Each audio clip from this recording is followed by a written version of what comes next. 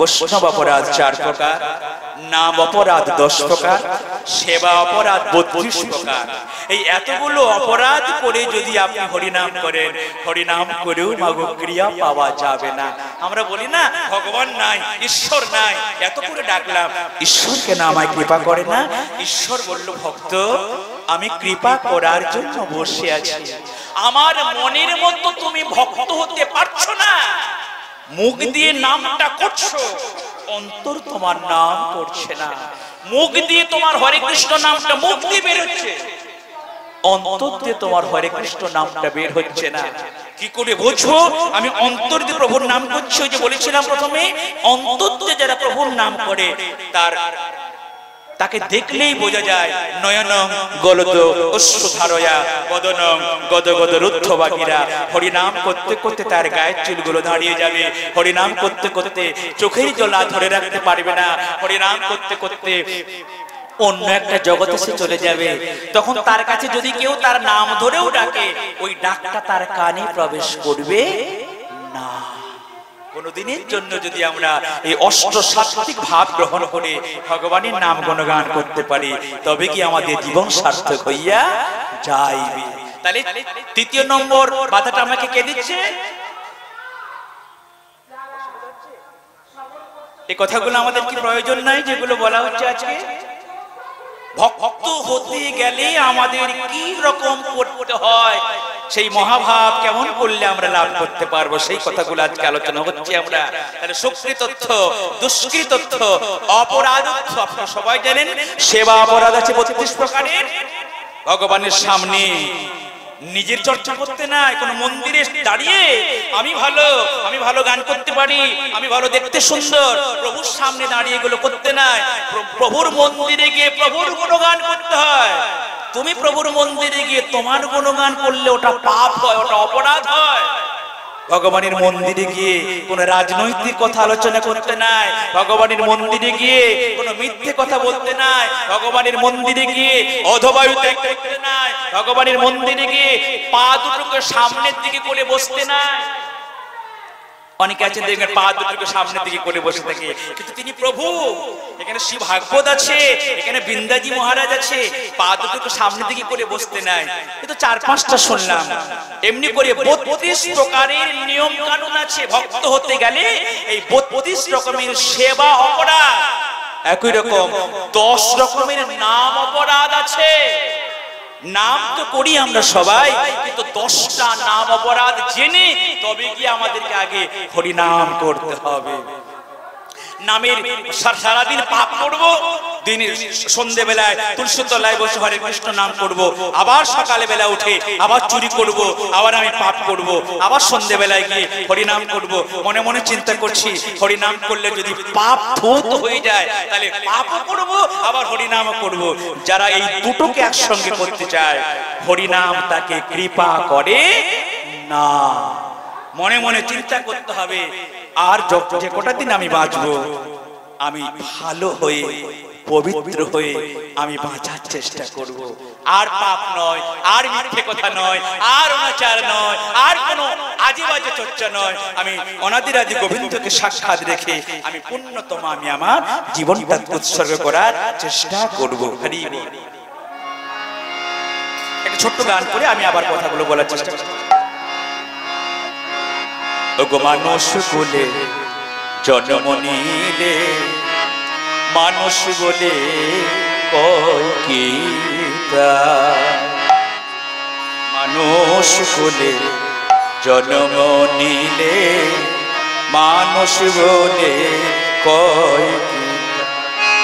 ওগো মানুষ হওয়া বড়ই কঠিন, মানুষ হওয়া বড়ই কঠিন, জানিস রে মন দুনিয়ায়। মানুষ কুলে জন্ম নিলে, মানুষ বলে কয় কি তা। মানুষ কুলে জন্ম নিলে, মানুষ বলে কয় কি তা। যদি না থাকে রে মন, যদি না থাকে রে তবে তারে কয় না রে মানুষ, যদি না থাকে রে মা, যদি না থাকে রে হো, তবে তারে কয় না রে মানুষ। যদি না থাকে রে মা, যদি না থাকে রে হো, তবে তার কয় না রে মানুষ। যদি না থাকে রে মান, যদি না থাকে রে হো, তবে তারে কয় না রে মানুষ। ওরে মানুষ মন্ত্রে দীক্ষা নিলে, মানুষ মন্ত্রে দীক্ষা নিলে, মানুষ মন্ত্রে দীক্ষা নিলে, মানুষ মন্ত্রে দীক্ষা নিলে, মানুষে মানুষে মিলে, মানুষ কুলে জন্ম নিলে, মানুষ বলে কয় পিতা। মানুষ কুলে জন্ম নিলে, মানুষ বলে কয় পিতা। ওরে মানুষ হওয়া বড়ই কঠিন, মানুষ হওয়া বড়ই কঠিন, মানুষ হওয়া বড়ই কঠিন, মানুষ হওয়া বড়ই কঠিন। জানি শ্রীমন দুনিয়া, মানুষ কুলে জন্ম নিলে, মানুষ বলে কয় পিতা। মানুষ কুলে জন্ম নিলে, মানুষ বলে কয় পিতা। মানুষ কুলে জন্ম নিলে মানুষ বলে কয় কি গায়, মানুষ হওয়া বড়ই কঠিন জানি শ্রীমন দুনিয়ায়। তাহলে আপনাকে অপরাধগুলো বর্জন করে হরিনাম কৃষ্ণ নাম করতে হবে। 32 প্রকার সেবাপরাধ, 10 প্রকার নাম অপরাধ এবং 4 প্রকার বৈষ্ণব অপরাধ, এগুলো আপনাকে ত্যাগ করতে হবে। তাহলে সুকৃতত্ব, দুষ্কৃতত্ব, অপরাধত্ব, এরপরে আরেকজন 3 নম্বর বাধা হয়ে গেল। 4র্থ নম্বর কি আপনাকে বাধা দেয়? আপনি ভালো হতে চাচ্ছেন, ভালো হতে দেবে না। 4 নম্বর কে? 4 নম্বর ব্যক্তিটির নাম বললো কে জানো? ওনার নাম বলা হলো ভুক্তত্ব। এটা কেমন জিনিস? এটাকে ভালো করে বুঝিয়ে দাও। ভুক্তত্ব কাকে বলে? বলছে ভুক্তত্ব কাকে বলে জানো? আগে তুমি বৈষ্ণব ছিলে না, আগে তুমি ভক্ত ছিলে না, আগে তুমি ভাগবত পাঠ করতে জানতে না, আগে তুমি খোল বাজাতে জানতে না। তুমি যেদিন থেকে এই জগতে এসছো, তুমি একটু ভাগবত পাঠ করতে পারো, তুমি একটু ভালো গান করতে পারো, তুমি লোককে দীক্ষা দিতে পারো, তুমি গুরুদেব হয়ে গিয়েছো।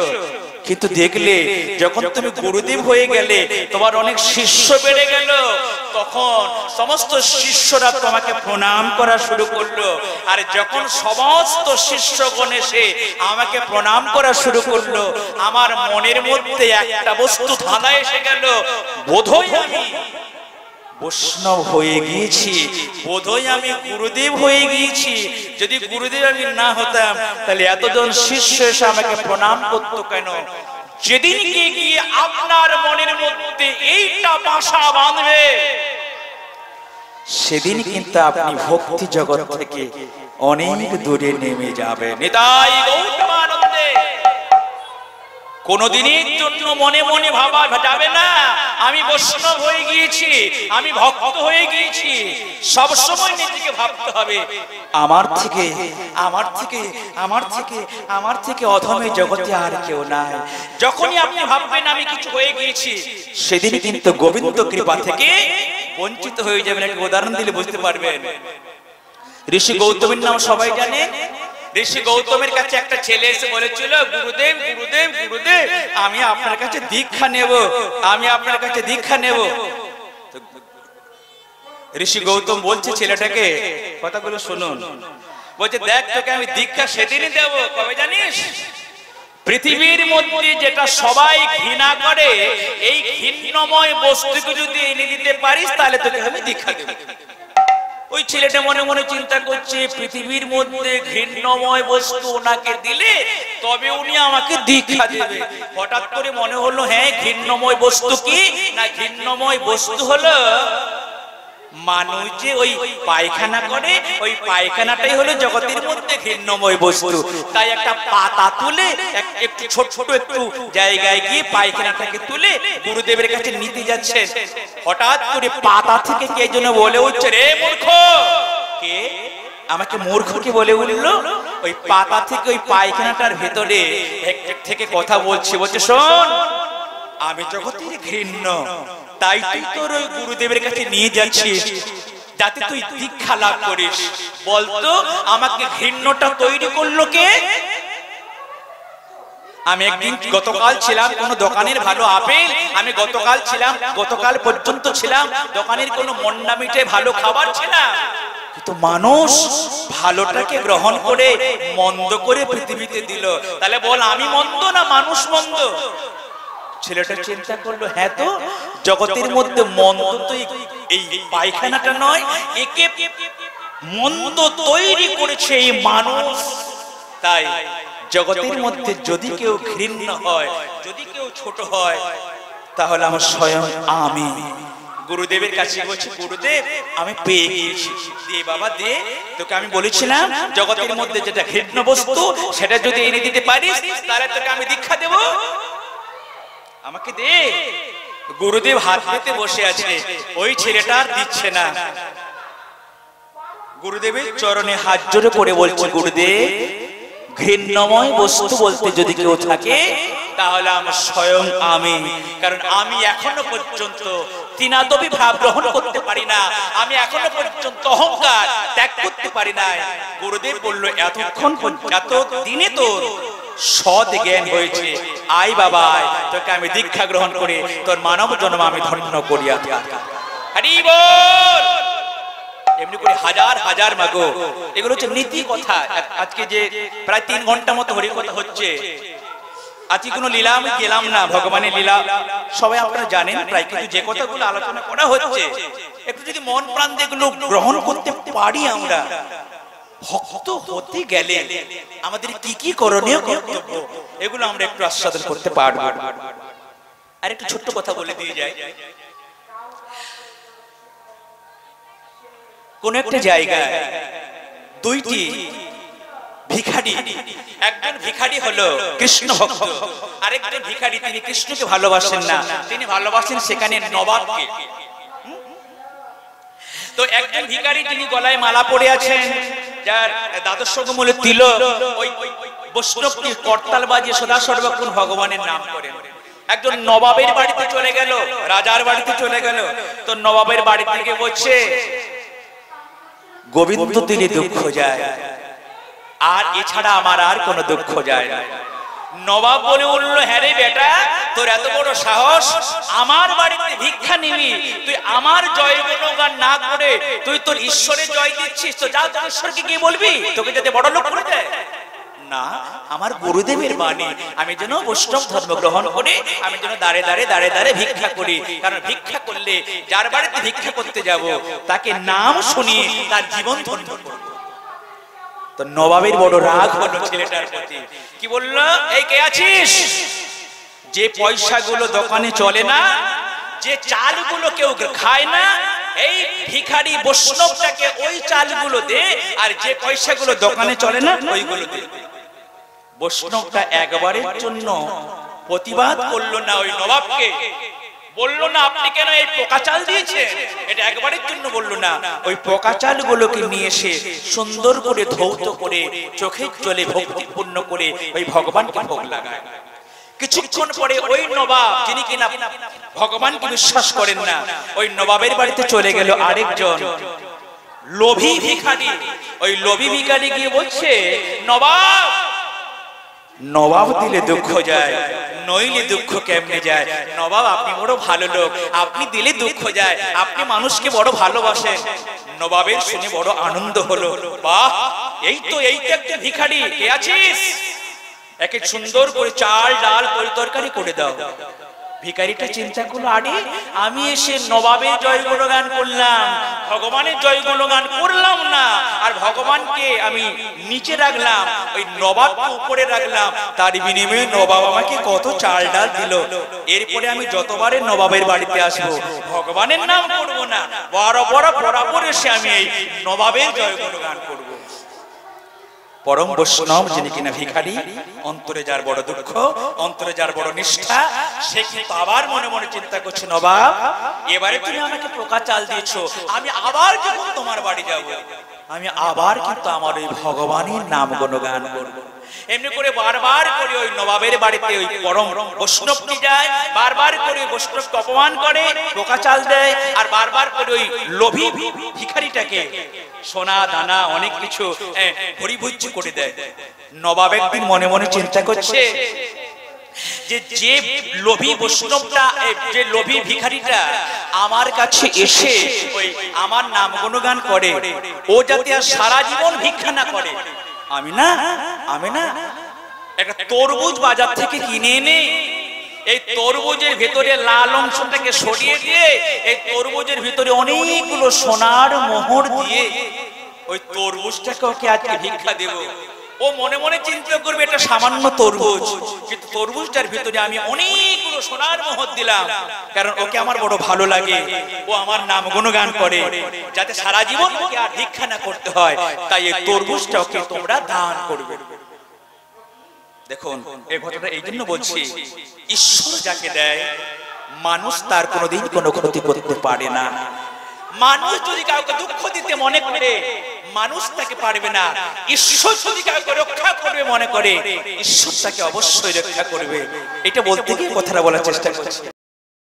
ওই নবাব পরের দিন যখন ওই লোভী ভিখারিটা চলে গেল, সত্যি সত্যি বলা ছিল সকলকে, দেখো ওই ভিখারিটা যখন আসবে তখন তোমরা এই তরমুজটা দিয়ে দেবে।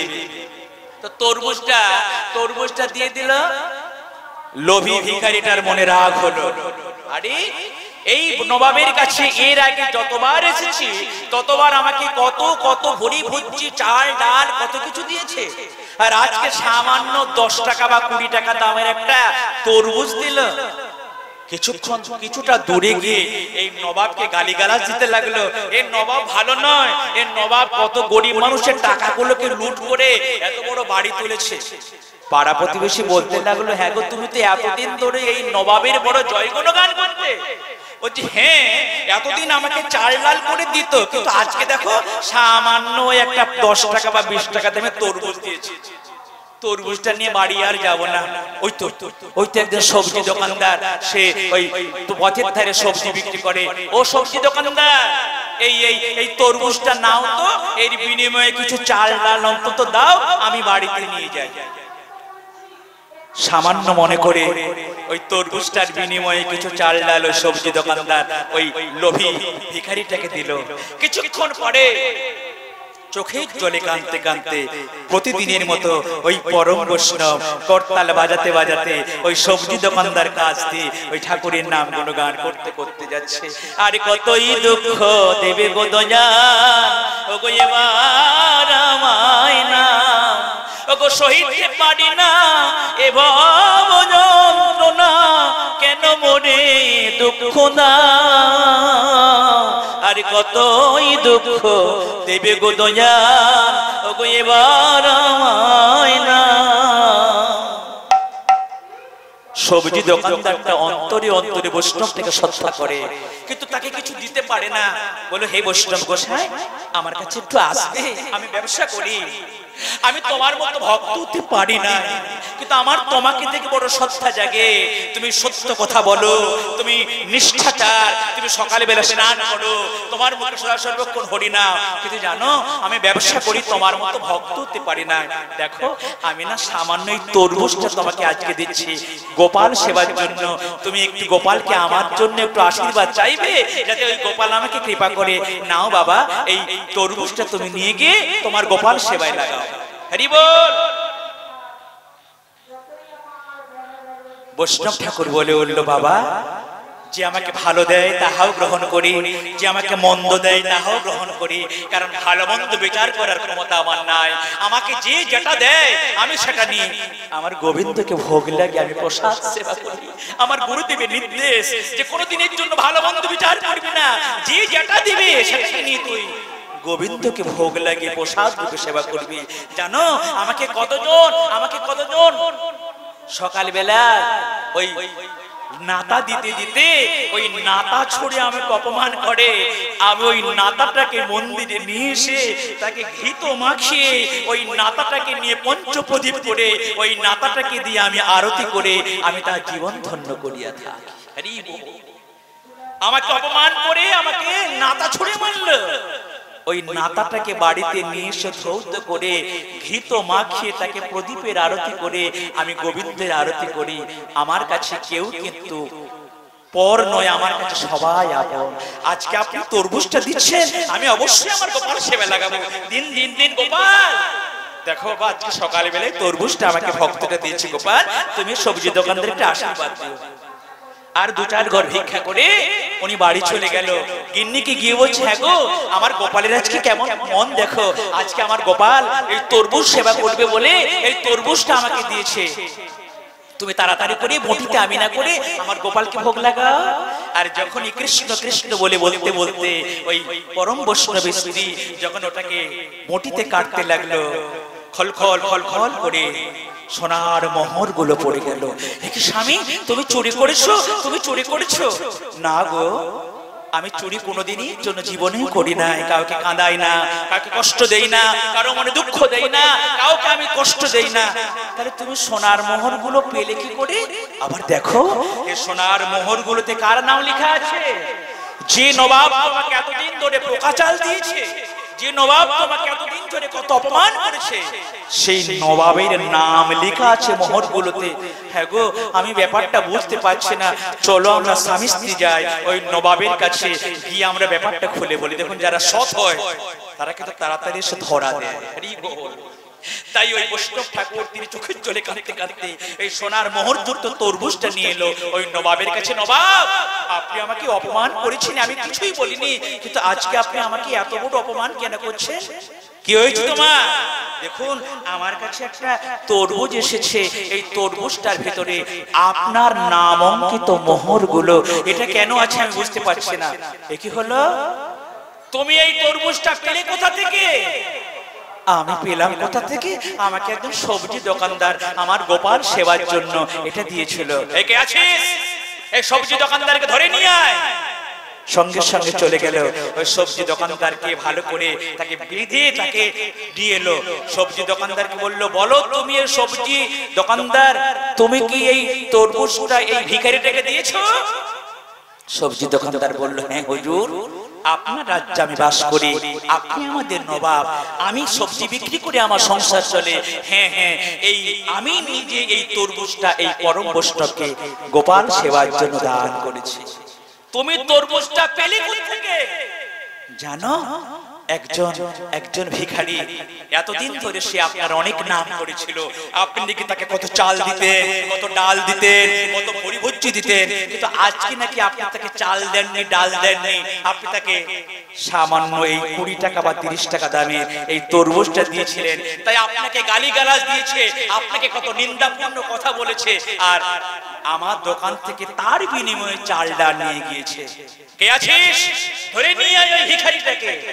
ধরে নিয়ে আসা হলো ভিখারিটাকে। ভিখারি, তুমি এই তরমুজটা কি ওই সবজি দোকানদারকে দিয়েছিলে? হ্যাঁ হুজুর, দেব না তো কি? আপনার কোনো মান সম্মান নাই? প্রতিবারে আমাকে কত চাল ডাল দেন, আজকে সামান্যটা দিয়েছেন, আমার এটা পছন্দ হয় না, তাই এই সবজি দোকানদারকে ওটা আমি দিয়েছি। তিনজন দাঁড়িয়ে আছে, যাকে পছন্দ করে দিয়েছিল ওই তরমুজ, ওই তরমুজটা যে সবজি দোকানদারে দিয়েছিল সে আছে মাঝখানে, আর তার আরেক পাশে আছেন পরম বৈষ্ণব, সদা সত্যচারী, সৎ যিনি বৈষ্ণব, যিনি ঈশ্বর ব্যতীত অন্য কাউকে জানেন না, ঈশ্বরের নামে যিনি সদা সর্বক্ষণ চোখের জলে কাঁদতে পারেন, হাত কৃষ্ণ বলে যিনি প্রভুর জন্য কাঁদতে পারেন, যিনি কোনোদিনের জন্য কাউকে ঠকায় নাই, যাহার দর্শনী মুখে আইসে কৃষ্ণ নাম, তারে জানিবে তুমি বৈষ্ণব প্রধান। যাকে দর্শন করলেই তাকে প্রণাম করতে ইচ্ছে জাগে, যাকে দর্শন করলেই হরিনাম করতে ইচ্ছে জাগে, যার দ্বাদশ মূলে তিলক, যার সদা সর্বক্ষণ ওই ভাব, তাকে দেখলেই আমাকে বড় প্রণাম করতে ইচ্ছে জাগে। তিনজন দাঁড়িয়ে আছে নবাব, তিনি আবার বিচার করছেন এই তরমুজটা পাবার উপযুক্ত ব্যক্তিটা কে। তিনি এতদিন ধরে অনেক বিচার করছে, আজকে তার কাছে বিচারটা পড়ে গিয়েছে। শেষ পর্যন্ত নবাব তার যে উঁচু যে ওই উঁচু যে তার সিংহাসন, উঁচু সিংহাসন থেকে গটগট করে নেমে এলো। নেমে এসে ওই পরম ভিখারি ওই বৈষ্ণবের চরণ তলে চোখের জলে কাঁদতে কাঁদতে বলল, হে বৈষ্ণব গোসাই, আমি চেয়েছিলাম এই মূর্খকে বড় লোক করতে, আমি চেয়েছিলাম এই মূর্খকে সারা জীবন যাতে ভিক্ষে করতে না হয় এটা চাইতে। বলতে পারেন বৈষ্ণব গোসাই কে এই তরমুজটা আপনার কাছে পৌঁছে দিল? বৈষ্ণব বলল, আমি তো জানি না নবাব। নবাব বলে উঠল, এতদিন ধরে তুমি আমার বাড়িতে এসে বলতে ভগবান দিলে দুঃখ যায়, নইলে দুঃখ কেমনি যায়। আমি তোমাকে বারবার অপমান করে কত কত কত তোমাকে অপমান করেছি। আমি মনে মনে চিন্তা করতাম নবাব দিলে দুঃখ যায়, নইলে দুঃখ কেমনে যায়। ঈশ্বর মানতাম না, ভগবান মানতাম না। আমি নবাব, আমি মানুষকে খাওয়ালে খাই, আমি মানুষকে দিলে ওরা দেয়। আজকে আমার মতো নবাব, তোমার মতো পরম বৈষ্ণবের কাছে পায়ে পড়ে তোমার কাছে ক্ষমা স্বীকার করছে। আমি এতদিন পরে মানতে বাধ্য হলাম, ঈশ্বর দিলে দুঃখ যায়, ভগবান দিলে দুঃখ যায়। হে বৈষ্ণব ঠাকুর, আজকে আমি নবাব হয়ে আপনার কাছে স্তুতি করছি। আমার মতো এই মূর্খের জন্য আপনি আপনার গোপালের কাছে একটু আশীর্বাদ প্রার্থনা করবেন। আমিও যেন আপনার মতো এমন সদাচারী হয়ে, গোবিন্দ বিশ্বাস বিশ্বাস হয়ে, আমিও যেন আপনার মতো ভক্ত হতে পারি পারি পারি। হরি বল, হরি বল, হরি বল।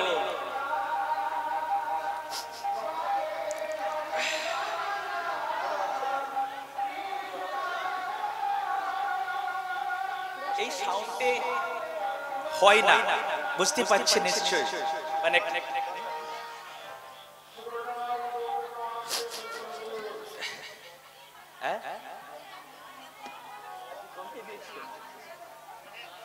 রাধেশ্যাম, তাহলে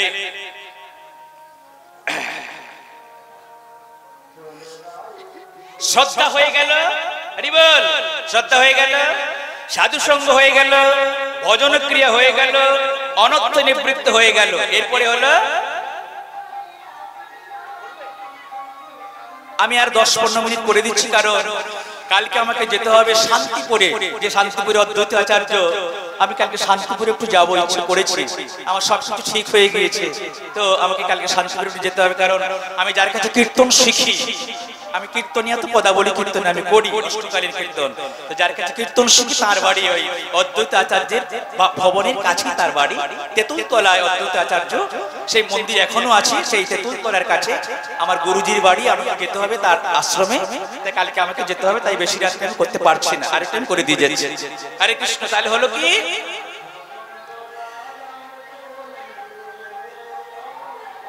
অপরাধ এটা বলেছিলাম আপনাকে ভক্ত তো দিবে না চারজন, একটা হলো সুকৃতত্ব, একটা হলো দুষ্কৃতত্ব, একটা হলো অপরাধত্ব, আর একটা হলো ভক্তত্ব। এবারে আপনি যদি ওই চারজনকে প্রতিহত করতে পারেন, ওটাকে ছেড়ে যদি আপনি উঠতে পারেন, তবে কি আপনার মধ্যে নিষ্ঠা নামক ওই বস্তুটা আসবে। যেমন নিষ্ঠা, নিষ্ঠা, নিষ্ঠা, এই নিষ্ঠা নামক বস্তুটা তখনই আসবে যখন আপনার ভজনটা আস্তে আস্তে করে বৃদ্ধি করতে পারবেন। যত আপনার ভজন, তত আপনার নিষ্ঠা, যত আপনার ভজন কম, তত আপনার নিষ্ঠা কম। দেখবেন মঠে মন্দিরে গেলে যতটা নিষ্ঠা করতে পারে ওরা, আমরা কত নিষ্ঠা করতে পারি? আমরা পারি না। তাদেরকে দেখে আমরা শিক্ষা গ্রহণ করি, কারণ তারা বেশি করে ভজন করে। আমরা সংসারে থেকে অতটা অত ভজন করতে পারি না। গৃহে বা বনেতে থাকো, হা গৌরাঙ্গ বলে থাকো। তুমি গৃহে থাকলেও যে গোবিন্দ কৃপা পাবে না তার কোনো মানে নাই।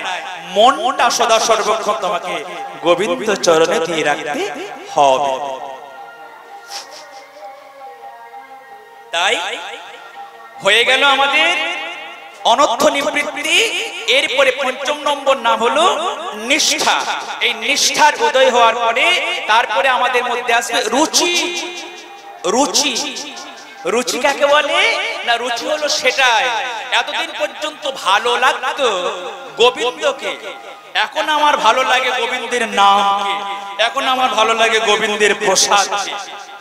বুঝতে যাচ্ছে? গোবিন্দের নামকে ভালো লাগা, গোবিন্দের প্রসাদকে ভালো লাগা। এবার একজন দাঁড়িয়ে বলল, আচ্ছা বলুন না বাবু, গোবিন্দের প্রসাদ সেবা করলে মানুষের কি কি লাভ হয়? আজকে আপনারা এসেছেন প্রসাদ সেবা করবেন তো নাকি?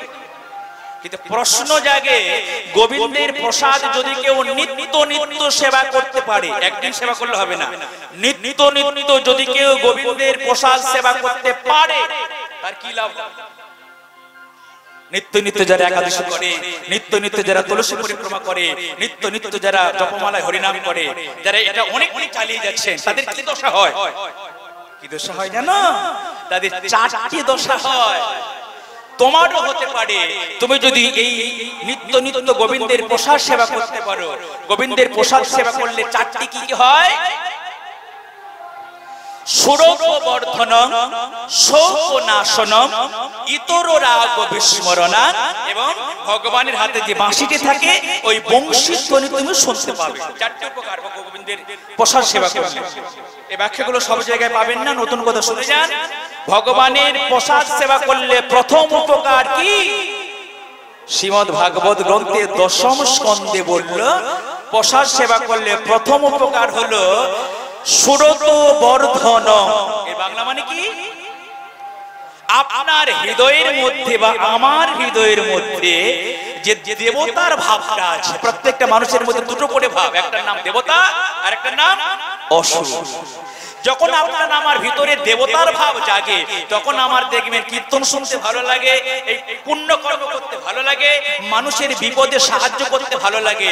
যখন আপনার ভিতরে ওই দেবতার ভাবটা খুব জেগে ওঠে, আবার আপনার ভিতরে যখন ওই আসরিক শক্তি বেড়ে ওঠে, তখন আপনার মদ্যপান করতে ইচ্ছে জাগবে, মিথ্যে কথা বলতে ইচ্ছে জাগবে, অন্যকে ঠকাতে ইচ্ছে করবে। একটাই মানুষ দুটো কাজ করে, কেন? আপনি করছেন না, আপনার ভেতরে দুইটা শক্তি বসে আছে, একটার নাম হলো দেবতা শক্তি আর একটার নাম হলো অসুর শক্তি। কিন্তু প্রসাদ সেবা করলে আমার লাভ কি? শাস্ত্রে বলল, যদি আপনি প্রসাদ সেবা করেন সুরত বর্ধন, ধীরে ধীরে ধীরে ধীরে করে আপনার ভেতরের মধ্যে যে অসুর শক্তিটা ধীরে ধীরে করে স্তব্ধ হবে এবং ভেতরের মধ্যে দৈব শক্তিটা ধীরে ধীরে করে বৃদ্ধি লাভ করতে পারবে। সুরত বর্ধন, অর্থাৎ বর্ধন মানে কি? বৃদ্ধি পাবে। বর্ধন মানে বৃদ্ধি পাবে।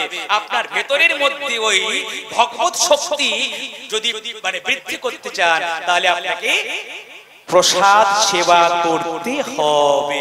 ভগবানের চরণামৃত, ভগবানের চরণ তুলসী, ভগবানের প্রসাদ, এগুলোকে কোনোদিনের জন্য অবজ্ঞা করবেন না। গুরুদেব যারা, তারা কি বলে জানো? যতই তোমার উদর পরিপূর্ণ থাকুক না কেন, কোন মঠে বা মন্দিরে যদি প্রসাদের একটি ব্যবস্থা পাও, যতই তোমার উদর পরিপূর্ণ থাকুক না কেন, জিহ্বাতে অন্তত একটুখানি হলেও তোমার জিহ্বাতে প্রসাদটা ঠেকাবে। কেন? যতই প্রসাদ সেবা করবে, ততই তোমার সুরত বর্ধন, ততই তোমার সুর অর্থাৎ দেবতা শক্তি ভিতরের মধ্যে বৃদ্ধি লাভ পাবে। আর যত দেবতা শক্তি তোমার বৃদ্ধি লাভ পাবে, তত তোমার মনের মধ্যে কুসংস্কারগুলো, পাপগুলো, অপরাধগুলো ধীরে ধীরে করে মনের মধ্য থেকে দূর হইয়া যাইবে। দ্বিতীয় উপকার, দ্বিতীয় উপকার, প্রথম নম্বর উপকার হয়ে গেল। দ্বিতীয় উপকার সুরত বর্ধন, শোকনাশন। সংসারের যে দুঃখ জ্বালা যন্ত্রণা গুলো আছে, সংসারের যে শোক গুলো আছে, এই শোক গুলো থেকে যদি উদ্ধার পেতে চাও, তাহলে তোমাকে নিত্য নিত্য গোবিন্দের প্রসাদ সেবা করতে হবে। আপনাদের আশীর্বাদে আমি বাংলাদেশে গিয়েছিলাম। আমি বাংলাদেশে প্রায় যাই। তো বাংলাদেশে একটা জায়গায় আমি কীর্তন করতে গিয়েছিলাম। ওখানে একজন মাতাজির সঙ্গে আমার পরিচয় হয়েছিল। তাকে দেখে আমার খুব কান্না পেয়েছিল। ওই মাতাজির একটাই ছেলে, মানে বাংলাদেশে যতগুলো দোকানে ঘি বিক্রি হয় ওই ঘি কোম্পানির তারা এজেন্ট। তাহলে কত বড় তারা বড় লোক মোটামুটি। তো ওই ঘি কোম্পানির এজেন্ট তাদের ঘরে ওই মাতা ঠাকুরান, তার স্বামী স্ত্রী বড় ব্যবসা। তো ওই মাতা ঠাকুরের কাছে গিয়ে তাদের বাড়িতে আমাদেরকে বাসাটা দিয়েছিল। দিয়ে দেখলাম ওই মায়ের বাড়িতে কত কত ঠাকুর। মাকে বললাম, মা আমি বড় ভাগ্যবান, আমরা ভারতবর্ষ থেকে এসেছি আপনাদের বাংলাদেশে কীর্তন করতে, আর আমাকে আপনারই বাড়িতে বাসাটা দিয়েছে। মা বলল, বাবা আমাকে দেখে বড় ভালো লাগছে, কিন্তু আমার একটা জীবনের কথা আছে। বলুন না মা, আপনার জীবনের কথাটা কি? আমার কীর্তন একটু দেরি আছে, বলুন আপনার জীবনের কথাটা শুনবো। ওই মা বলল, দেখো বাংলাদেশে যত ঘিতো বিক্রি হয় আমরা হলাম সেই কোম্পানির মালিক, কিন্তু ওটা যেমন শুনতে ভালো, আমার জীবনে একটা চরম থেকে চরমতম দুঃখ আছে। বলুন আপনার দুঃখটা কি? ওই মাতা ঠাকুরন বলল, আমার একটাই ছেলে 10 থেকে 12 বছর আগে আমাকে ছেড়ে মৃত্যুবরণ করে চলে গিয়েছে। বলতে পারো আমার এত অর্থ, আমার এত টাকা পয়সা, আমার এত ধন সম্পত্তি কে গ্রহণ করবে? কেঁদে কেঁদে কেঁদে কেঁদে কেঁদে কেঁদে চোখের জল লাল করেছি, কোনোদিনের জন্য ঘুমাতে পারি নাই। কোন একদিন কোন পরম বৈষ্ণবের কাছে গেলাম। ওই পরম বৈষ্ণব আমাকে বলল, যে তোমার নয় তার জন্য কেঁদে কি হবে? ওর এই জগতে কেউ তো কারো নয়, কেউ তো কারো নয়, কেউ তো কারো নয়। বাবা ঠাকুর আপনি তো বলে খাল্লাস, আমি রক্ষা পাবো কি করে? দেখো তুমি রক্ষা পাবে একটা গোপাল মূর্তিকে কিনে এনে, এই সন্তানটার জন্য তুমি যত চোখের জলে কাঁদছো, ওই চোখের জলটা ওই গোপালের চরণে যদি উজাড় করতে পারো মা, তাহলে ওই সন্তানের ওই দুঃখ তুমি ভুলে ওই গোপালের আনন্দে তুমি আনন্দিত হতে পারবে পারবে পারবে। শোনো বাবা, আমি সেদিন থেকে একটা সুন্দর এই যে গোপালকে দেখছো, এই গোপাল মূর্তি কিনে আমি আমার নিজের সন্তানের জন্য যা কিছু চিন্তা করি, আমি আমার এই গোপালকে সেটা মনে করি। যাহা খাই গোপালকে ভোগ লাগিয়ে খাই, যা কিছু করি সব কিছু করি। রাতের বেলা ঘুমানে ওই গোপালকে কাছে শয়ন করিয়ে আমি ঘুমাই। এই যে মাতৃ হারা হয়ে আমার যে দুঃখটা ছিল, ওই দুঃখটা আজ আমার নাই।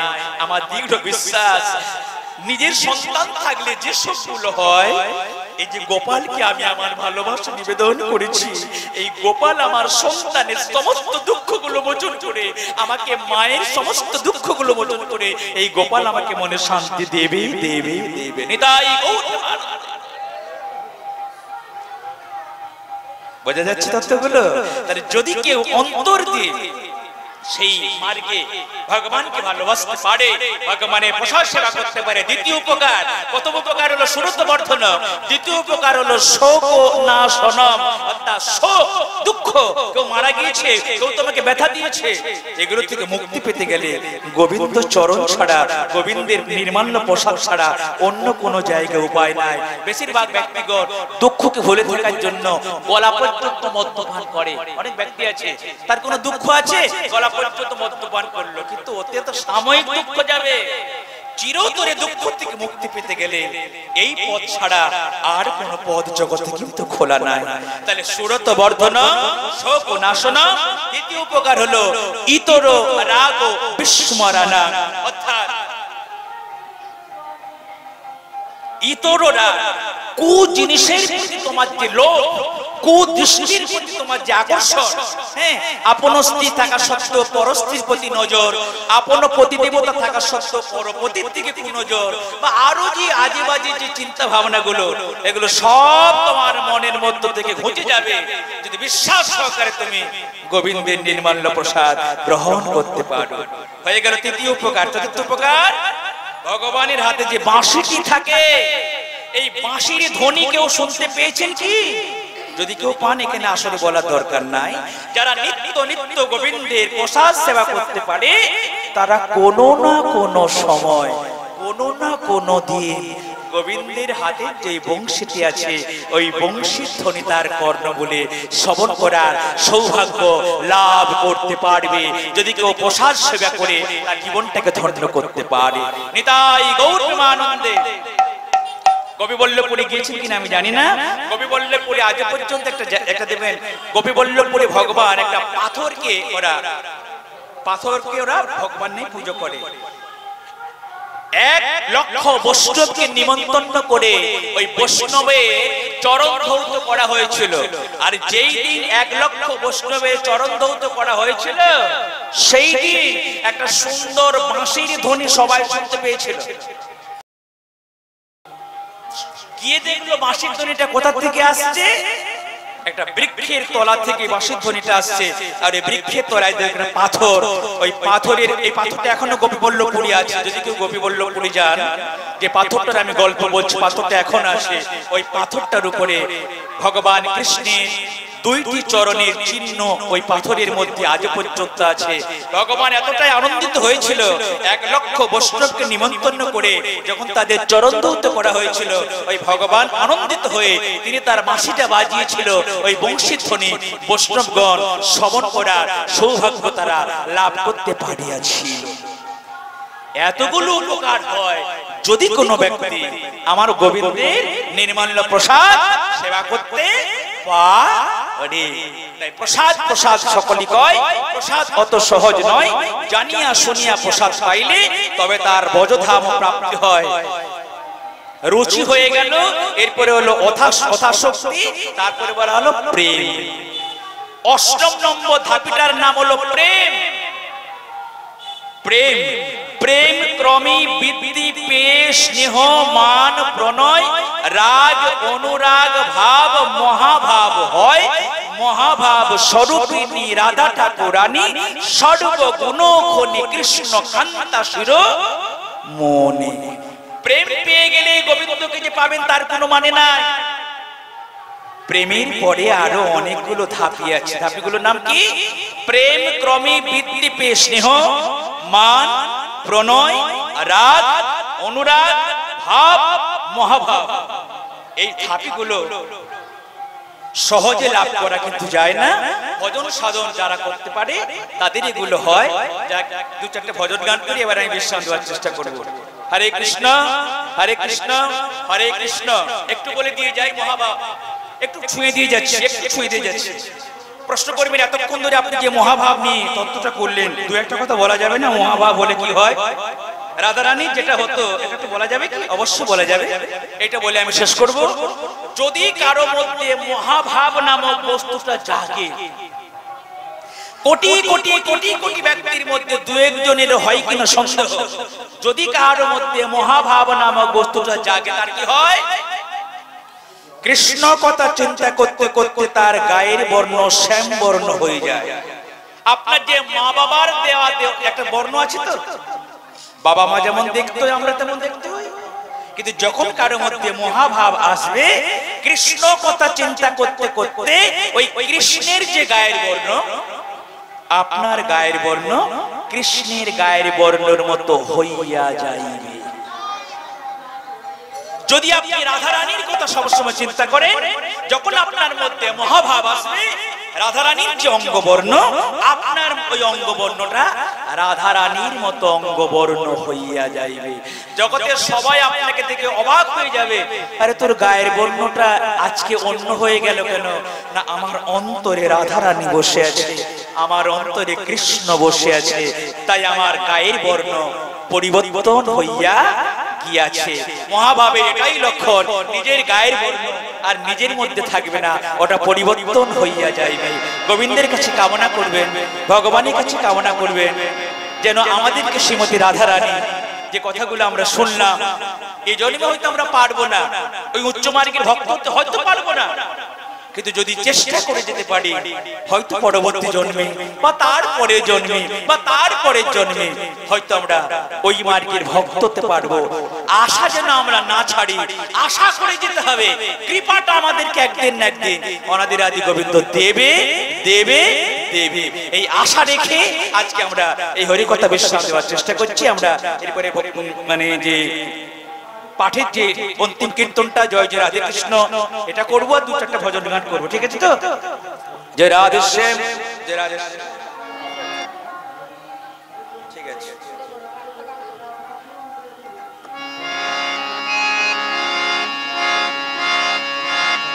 জয় জয় রাধে কৃষ্ণ গোবিন্দ জয় জয় রাধে কৃষ্ণ গোবিন্দ জয় জয় রাধে কৃষ্ণ গোবিন্দ জয় জয় রাধে কৃষ্ণ গোবিন্দ রাধে গোবিন্দ রাধে গোবিন্দ রাধে গোবিন্দ রাধে গোবিন্দ রাধে গোবিন্দ রাধে গোবিন্দ রাধে গোবিন্দ রাধে গোবিন্দ জয় জয় রাধে কৃষ্ণ গোবিন্দ জয় জয় রাধে কৃষ্ণ গোবিন্দ শ্যাম সুন্দর মদন মোহন বৃন্দাবন চন্দ্র জয় জয় শ্যাম সুন্দর মদন মোহন বৃন্দাবন চন্দ্র রাধা রমন রাস বিহারী শ্রী গোকুলানন্দ জয় জয় রাধা রমন রাস বিহারী শ্রী গোকুলানন্দ জয় জয় রাধে কৃষ্ণ গোবিন্দ জয় জয় রাধে কৃষ্ণ গোবিন্দ জয় জয় রাধা কান্ত রাধা বিনোদ শ্রী রাধা গোবিন্দ জয় জয় রাধা কান্ত রাধা বিনোদ শ্রী রাধা গোবিন্দ জয় রাধা কান্ত রাধা বিনোদ শ্রী রাধা গোবিন্দ জয় জয় রাধা কান্ত রাধা বিনোদ শ্রী রাধা গোবিন্দ জয় জয় রাসেশ্বরী বিনোদিনী ভানুকুল চন্দ্র জয় জয় রাসেশ্বরী বিনোদিনী ভানুকুল চন্দ্র জয় জয় রাধে কৃষ্ণ গোবিন্দ জয় জয় রাধে কৃষ্ণ গোবিন্দ শ্রীরূপ মঞ্জুরি আদি মঞ্জুরি আনন্দ জয় জয় শ্রীরূপ মঞ্জুরি আদি মঞ্জুরি অনঙ্গ জয় ললিতা বিশাখায় আদি যত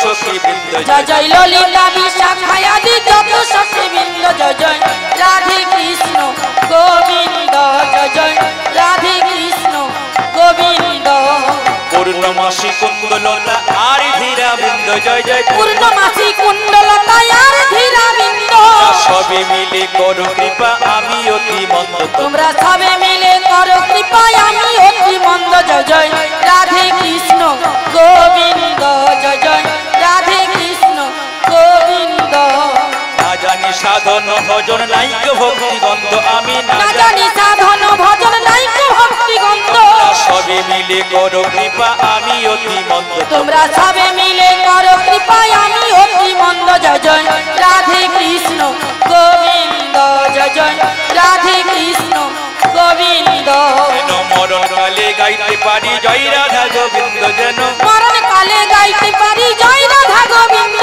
শেষের দিনে গাইতে পারি জয় রাধা গোবিন্দ যেন শেষের দিনে গাইতে পারি জয় রাধা গোবিন্দ কৃপা করে দেহ যুগল চরণার বৃন্দ তোমরা কৃপা করে দেহ যুগল চরণ অরবিন্দ জয় জয় রাধে কৃষ্ণ গোবিন্দ জয় জয় রাধে কৃষ্ণ গোবিন্দ রাধে গোবিন্দ রাধে গোবিন্দ রাধে গোবিন্দ রাধে গোবিন্দ রাধে গোবিন্দ রাধে গোবিন্দ রাধে গোবিন্দ রাধে গোবিন্দ জয় জয় রাধে কৃষ্ণ গোবিন্দ জয় জয় রাধে কৃষ্ণ গোবিন্দ জয় রাধে জয় রাধে জয় রাধে জয় রাধে জয় রাধে জয় রাধে জয় রাধে জয় রাধে